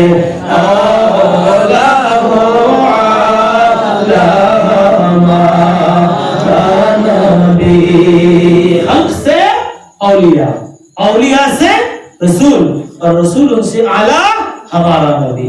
सब नबी থেকে উচ্চ মর্যাদা শিখে আমাদের নবী সাল্লাল্লাহু আলাইহি ওয়াসাল্লাম। শায়র বলতেছেন, আম্বিয়া সে করো আরজে কিউ মালিকুম। কাল কিয়ামতের দিন আমি নবীদেরকে জিজ্ঞাসা করব। শায়র বলতেছে, আমি নবীদেরকে জিজ্ঞাসা করব, अंबिया से करो अर्ज क्यों मालिको, क्या नबी है तुम्हारा हमारा नबी। सुभान अल्लाह। আমি নবীদেরকে জিজ্ঞাসা করব, আপনারা যে নবী মানতেছেন,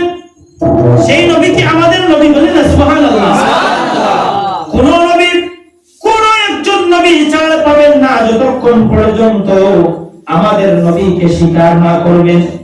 এর জন্য শাইখ বলতেছেন, আম্বিয়া সে করো আরজে কিউ মালিকো, আমি জিজ্ঞাসা করব আম্বিয়াদেরকে, क्यों मालिको तुम, क्या नबी है तुम्हारा हमारा नबी। মালিকের সামনে যখন প্রশ্ন যখন চালাবো তখন তাদের মাথা নিচু হয়ে যাবে। সমস্ত আম্বিয়া কেরামগণ কি জবাব দিবে? সঙ্গে সঙ্গে মাথা নাড়িয়ে বলবেন, হ্যাঁ, আজকের নবী যিনি তিনি আমাদের নবী, তোমাদের নবী। আল্লাহ বলছেন, क्या नबी है तुम्हारा हमारा नबी, আমাদের নবী কি তোমাদের নবী? বলেন না সুবহানাল্লাহ। हमज़दों को रज़ा मुझे दादी जेके हैं, हमज़दों को रज़ा मुझे दादी जेके हैं, बेकसूर का सारा हमारा नबी। আমাদের মতো গোলাম আর আল্লাহর হাবিব জমিনের মধ্যে আসলেন, বেসাহারের সাহারা তিনি হলেন আকায়ে নামদার তাজদার মদিনা সরকারে দো আলম আহমদে মুজতবা মুহাম্মদ মুস্তাফা সাল্লাল্লাহু আলাইহি ওয়াসাল্লাম। বলেন না সুবহানাল্লাহ। এর আগে আল্লাহ রাব্বুল আলামিনের হাবিবের আগে কিছুই তো ছিল না, কিছুই তো ছিল না। সাহেব বলতেছেন, আল্লাহ বলতেছেন আবার जमीन व ज़मान तुम्हारे लिए, मकीनो मकान तुम्हारे लिए। এই জমিন তোমার জন্য, এই মাকান সব কিছু তোমার জন্য। जमीन व ज़मान तुम्हारे लिए, मकीनो मकान तुम्हारे लिए, चुनी नो चुना तुम्हारे लिए, बने तू जहां तुम्हारे लिए। সব কিছু যখন চুরি চুরি বানানো হলো, সমস্ত জিনিস কার জন্য বানানো হলো? जमीन व ज़मान तुम्हारे लिए, मकीन व मकान तुम्हारे लिए, चुनी न चुना तुम्हारे लिए, बने तू जहां तुम्हारे लिए। दू जहान হাসর এবং মাহশর এবং দুনিয়া, যেটা এই দুই জাহান যেটা আছে, সেই দুই জাহানকে আল্লাহ রাব্বুল আলামিন বানালেন কার জন্য? আল্লাহর হাবিবের জন্য। বলেন না সুবহানাল্লাহ। এর জন্য সাহেব বলেন, লাখো এ লাখো গে, লাখো নবী এসে গেছেন, আবার লাখো নবী চলে গেলেন। लाखों आए और लाखों गए, ऊंचे ऊंचे शहंशाह यहाँ न रहे।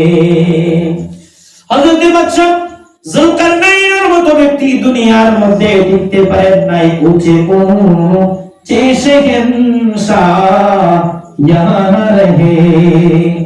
বাদশাহ সাদ্দাত জিন্দেগি ভর সমস্ত জিন্দেগি ব্যর্থ করে দিয়ে জন্নত বানালেন, কিন্তু সেই জন্নতে কদম রাখার মতো তার সাহস হয় নাই। এর আগে তাকে জমিন থেকে উঠিয়ে দিলেন। এই জন্য তো শাইর বলছেন, লাখো আয়া লাখো গে, ऊंचे ऊंचे शहंशाह यहाँ न रहे। क्या खबर कितनी तारे किले चुप गए, पर ना डूबे ना डूबा हमारा नबी। এই নবীর চালক, এই নবীর যে গুণাগুণ, সেই গুণাগুণ কিন্তু কোনোদিন ডুবিবে না, কোনোদিন ডুবিছে না, কোনোদিন ডুববে না। কিয়ামত পর্যন্ত একাকিত্বভাবে এমত অবস্থায় চলতে থাকবে। আল্লাহর হাবিবের চর্চার নামই হচ্ছে ঈমান, আল্লাহর হাবিবের মহব্বতের নামই হলো ঈমান। আল্লাহর হাবিব যেদিন জমিনের মধ্যে আসলেন, সেদিন দুনিয়ার একটা সীমাবদ্ধ সময় লেগে গেল। এর আগ পর্যন্ত কোনোদিন কিন্তু কোনো সীমা লেগে নাই। কিন্তু আল্লাহর হাবিব যেদিন জমিনে ভূমিষ্ঠ হলেন সেই দিন থেকে দুনিয়ার শেষ সময় একটা হুকুম চলে আসলো যে শেষ নবী, দুনিয়া শেষ হয়ে যাবে। কিন্তু কখন হবে শেষ? দুনিয়া সেদিন শেষ হবে একজন মানুষ মুমিন যখন জমিনের মধ্যে আল্লাহ আল্লাহ বলনেওয়ালা থাকবে, ততদিন পর্যন্ত এই দুনিয়া আল্লাহ ধ্বংস করবেন না।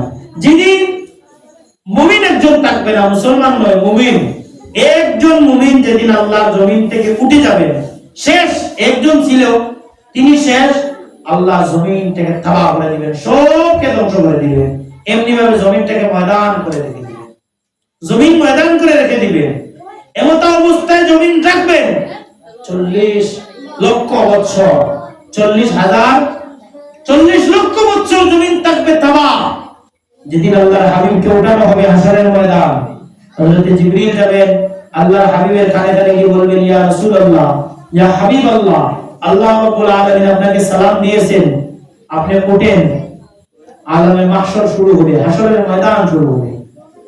আল্লাহর হাবিব রোজা আথুর থেকে যখন উঠবেন, ওঠার সঙ্গে সঙ্গে আল্লাহর হাবিব যখন দুনিয়ার সমস্ত হাল দেখবেন, দেখার সঙ্গে সঙ্গে আল্লাহর হাবিব সাল্লাল্লাহু আলাইহি ওয়াসাল্লাম হাওয়া করে কান্দা শুরু করবেন, ভাই জিবরিল, আমার সমস্ত উম্মতদেরকে তুমি জাহান্নামে দিয়ে সমস্ত দুনিয়া ধ্বংস করে কি আমাকে তুমি উঠাইতে আসছো? হযরত জিবরিল বলবেন, ইয়া রাসূলুল্লাহ, কোনো কিছু এখনো আরম্ভ হয় নাই, আল্লাহ রাব্বুল আলামিন আপনাকে শুভ আরম্ভনী করাবেন আপনাকে দিয়ে। এর জন্য যেদিন আল্লাহর হাবিব হাশরের ময়দানে যেদিন উঠবেন, আল্লাহর হাবিবের সির মুবারক, মাথা মুবারক জমিনের মধ্যে লাগানো থাকবে, ইয়া রাব্বি হাবলি উম্মতি, ইয়া রাব্বি হাবলি উম্মতি, আল্লাহ তুমি আমার উম্মতদেরকে তুমি রক্ষা করো। আর সেই উম্মত আজকে মিলাদের উল্টা বলতেছে, জমিনের মধ্যে উম্মত হয়ে আমি না চাইতেও জমিনের মধ্যে আল্লাহর হাবিবের উম্মত হয়ে চলে আসলাম, কিন্তু আমি চাইলাম না, আল্লাহর কাছে আল্লাহ তুমি আমাদেরকে আখেরি জামানার নবীর উম্মত বানিয়ে দাও। যারা চান নাই, যারা চাইছে তাদেরকে দেন না আল্লাহ, আমরা চাই না, আমাদের মুকদ্দরে আল্লাহ দিয়েছেন, এর জন্য আমরা কদর করতে জানি না ভাইরা। কিন্তু দেখেন জমিনের মধ্যে আমি আপনি, আমার বাবার বয়সী লোক এখানে আছেন, আমার ভাইয়ের বয়সী লোক আছেন, এর জন্য আপনার হাতে ধরি পায়ে ধরি দুনিয়ার মধ্যে যতদিন থাকবেন ততদিন পর্যন্ত আল্লাহর হাবিবের অন্তরে এতটুকু মায়ার জায়গা করে নেন। আল্লাহর হাবিবের ব্যাপারে যদি কেউ তুচ্ছ কথা বলে ফেলে, তাহলে তার জিভ ছিঁড়ে আনবেন, আমার নবীর ব্যাপারে তোমার কথা বলার সাহস তুমি কোথায় পেলা? কারণ আল্লাহর হাবিব হচ্ছে ঈমানের মাপকাঠি। যদি দেখেন আপনার শরীরে কুলাবে না, আপনার শক্তিতে কুলাবে না, তখন আপনি এখান থেকে স্থান পরিবর্তন করে নেবেন। আমি তোমাদের সামনে বসবো না, কারণ যেই জায়গার মধ্যে আমার নবীর সমালোচনা হয়, আমার নবীর গুণগানের মধ্যে উল্টা পাল্টা কথা বলা হয়, সেই মজলিস আমি ব্যর্থ, আমি এই মজলিস থেকে আমি পরিবর্তন করে তোমাদের মজলিসকে ঘৃণা করে চলে আসলাম। এর কারণ তখন দেখবেন আপনার ঈমান কামিল হবে। আপনি এক জায়গায় গেছেন, आला हजरत बोले खाली जंगल रात अंधेरी, खाली पतली छाई है, सोने वालों जागते रहियो, चोरों की रखवाली है। আগেকার দিনে চোর কিভাবে চুরি করতো? চোর চুরি করতো যেমনি ভাবে মাটির নিচ দিক দিয়ে গিয়া কি করতো, গর্ত করতো, আবার বোরিং করে, এমন অবস্থায় এটাকে কি বলে? এই মাটি যখন চুরি করতো তখন এমন অবস্থায় মাটি বার দিক থেকে কেটে কেটে ভিতরে চলে আসতো। কিন্তু এখনকার চুরের কি অবস্থা? এরকম আছে না, চুরের পরিবর্তন হয়েছে। এর জন্য বলছেন কালি পতলি চাই হে, সোনে वालो জাগতে রহিও, চোরোं की रखवाली है। আপনি ঘুমের মধ্যে থাকেন না, আপনি ঘুমের মধ্যে তাকিয়েন না, আপনার ঈমানটাকে আপনি হেফাজত করেন।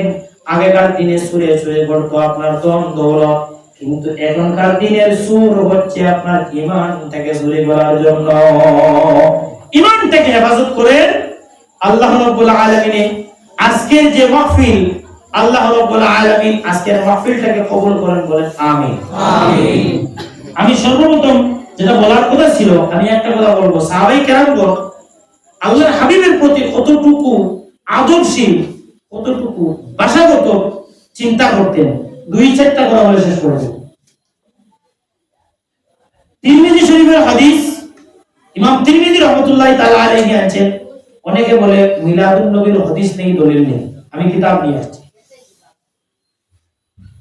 এখানে লেখা আছে বাবু মা জাআ ফি মিলাদিন নবী সাল্লাল্লাহু আলাইহি ওয়াসাল্লাম। তিরমিজি শরীফে একটি বাব বাঁধা আছে যে বাবু মা জাআ ফি মিলাদিন নবী সাল্লাল্লাহু আলাইহি ওয়াসাল্লাম। এই বাবু মা জাআ ফি মিলাদিন নবী সাল্লাল্লাহু আলাইহি ওয়াসাল্লামের পরে একটি ঘটনা তুলে আনছেন, বড় সুন্দর। উলিদতু আলা রাসূলিল্লাহি সাল্লাল্লাহু আলাইহি ওয়াসাল্লাম আমাল ফিল। আল্লাহর হাবিব সাল্লাল্লাহু আলাইহি ওয়াসাল্লাম এবং হযরতে